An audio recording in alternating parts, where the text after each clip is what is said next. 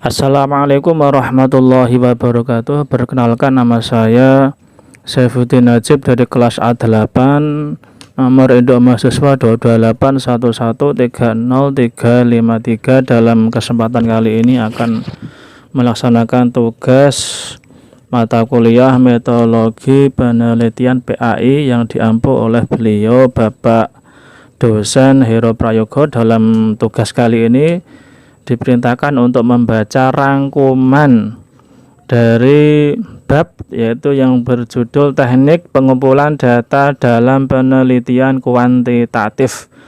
Jadi hal-hal yang perlu diperhatikan dalam teknik pengumpulan data dalam penelitian kuantitatif antara lain ada 4 hal, yaitu yang pertama tes dan pengembangannya, yang kedua skala dan pengembangannya, yang ketiga kuesioner atau angket dan pengembangannya, yang terakhir keempat populasi, ukuran, dan teknik pengambilan sampel.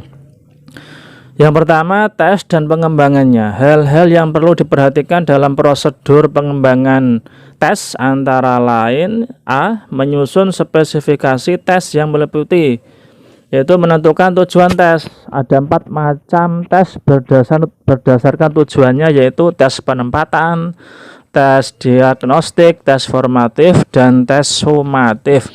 Yang kedua, menyusun kisi-kisi.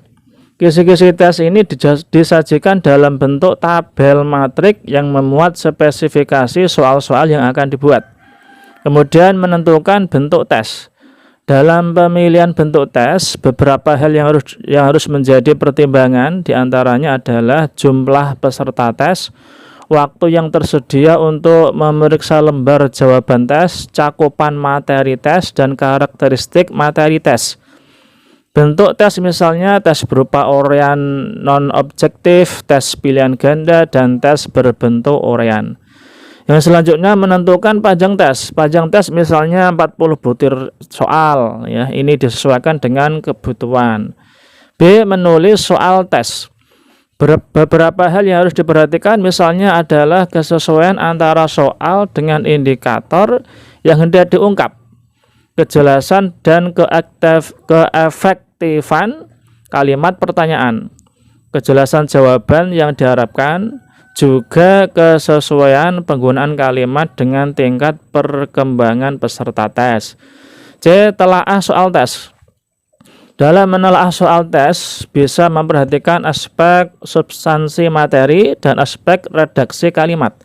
Misalnya, apakah soal yang dibuat sudah sesuai dengan indikator, dan apakah semua pilihan jawaban sudah logis. Itu telaah soal tes, contoh, ya, contoh. D. Uji coba tes. Bertujuan untuk analisis butir soal apakah sesuai harapan atau tidak. Karena idealnya suatu tes itu memuat butir-butir soal yang memiliki tingkat kesukaran yang tersebar normal, yaitu kombinasi sedikit soal dalam kategori mudah, sedikit soal dalam kategori sukar, dan dominan soal tingkat kesukarannya pada kategori sedang. E. Memperbaiki tes jika diperlukan, jika memang membutuhkan perbaikan. F. Merakit tes secara lengkap. Kelengkapan suatu perangkat tes meliputi judul tes, deskripsi tujuan tes, petunjuk cara menjawab soal, butir-butir soal yang disusun, memperhatikan urutan, aturan pemberian skor, dan aturan penafsiran skor. G. Tes siap dipakai. Itulah langkah-langkah dalam menyusun tes. Yang kedua, skala dan pengembangannya. Prosedur pengembangan skala pada dasarnya serupa dengan prosedur pengembangan tes. Perbedaannya hanya pada wilayah pengukurannya. Pada tes, wilayah ukurnya adalah berupa materi yang harus dikuasai oleh peserta tes. Sehingga yang diharapkan dari penyelenggara tes adalah peserta mendapatkan skor hasil tes yang setinggi-tingginya, yang merupakan performansi maksimal. Sementara pada skala, wilayah ukurnya adalah berupa performansi tipikal, sehingga yang diharapkan dari penyekalaan tersebut adalah mampu mengukur atribut tertentu untuk seseorang, sesuai dengan tipikal pribadinya. Dengan kata lain, skor hasil skala tidak didasarkan atas benar salah sebagaimana tes, namun didasarkan atas tipikal kepribadiannya. Hal-hal yang perlu diperhatikan dalam prosedur pengembangan skala antara lain: A. Menyusun spesifikasi skala yang meliputi menentukan tujuan penyekalaan, konseptualisasi konstruk, yaitu membangun definisi konseptual, kemudian operasionalisasi konstruk, penelusuran dimensi dan indikator, yang terakhir menentukan metode penyekalaan. Yang B ini sama persis dengan tes dan pengembangannya: menulis butir, kemudian C. telaah butir, D. uji coba skala, E. memperbaiki skala jika diperlukan, F. merakit skala secara lengkap, dan G. skala siap dipakai. Yang ketiga, kuesioner atau angket dan pengembangannya. Tujuan pokok dari penyusunan kuesioner adalah untuk memperoleh informasi yang relevan dengan tujuan penelitian, dan dua, memperoleh informasi yang tingkat keabsahan dan keandalannya atau validitas dan reliabilitasnya semaksimal atau setinggi mungkin. Bentuknya antara lain pertanyaan terbuka, pertanyaan tertutup, kombinasi keduanya, kuesioner langsung dan tidak langsung, kuesioner pilihan ganda, lisan, skala bertingkat, dan checklist. Langkah-langkah dalam menyusun kuesioner untuk memudahkan dan penyusunan sebuah kuesioner ada dua tahap, yaitu tahap penyusunan dan tahap uji coba.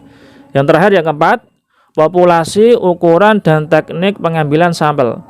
Populasi adalah totalitas objek atau individu tempat pengacuan atau inferensi dibuat berdasarkan pengalaman yang dijumpai dalam sampel.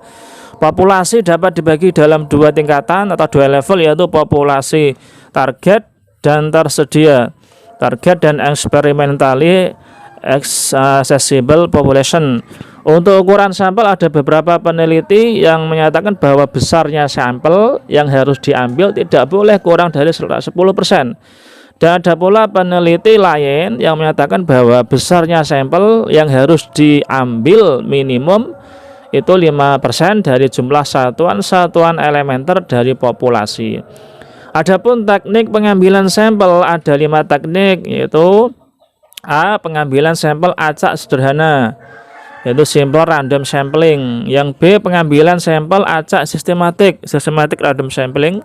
Yang C. Pengambilan sampel acak distratifikasi. Pengambilan sampel acak distratifikasi. D. Pengambilan sampel acak gugus sederhana. Yang terakhir E. Pengambilan sampel acak gugus bertahap. Demikian pembacaan rangkuman yang dapat saya sampaikan. Kurang lebihnya saya mohon maaf. Akhirul kalam, wassalamualaikum warahmatullahi wabarakatuh.